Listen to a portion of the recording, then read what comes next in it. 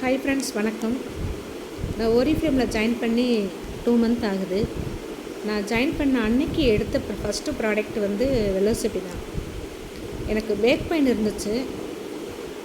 அப்போது நான் ரேவதி மேம்கிட்ட பேசினப்போ அவங்க சொன்னாங்க, இல்லை இந்த டேப்லெட் எடுத்தால் சரியாகணும் அப்படின்னு சொன்னாங்க. சரி, எனக்கு நிறைய பெயின்காக நம்ம நிறைய செலவு பண்ணியிருக்கிறோம், எதுலேயுமே சரியாகலை. ஆனால் இந்த டேப்லெட்டில் எப்படி சரியாகும் அப்படின்னு ஒரு டவுட்டில் தான் எடுத்தேன். சரி, ஜாயின் பண்ணிட்டோம், ஏதோ சொல்கிறாங்க, அந்த மேம்காக எடுக்கலாம் அப்படின்ட்டு ஒரு டவுட்டில் தான் எடுத்தேன்.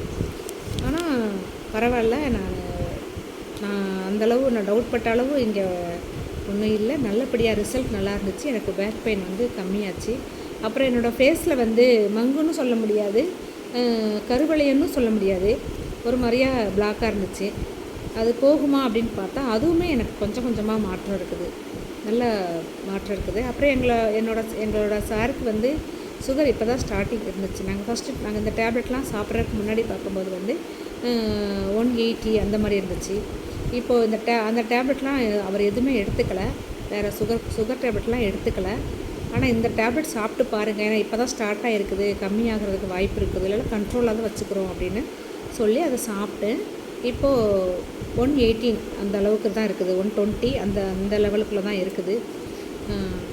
நல்லா இருக்குது டேப்லெட்லாம். எல்லோரும் இது மாதிரி எடுத்து நாங்கள் பயன்படுற மாதிரி நீங்களும் பயன்பெறுங்க. Okay friends, thank you. Revathi ma'am, thank you.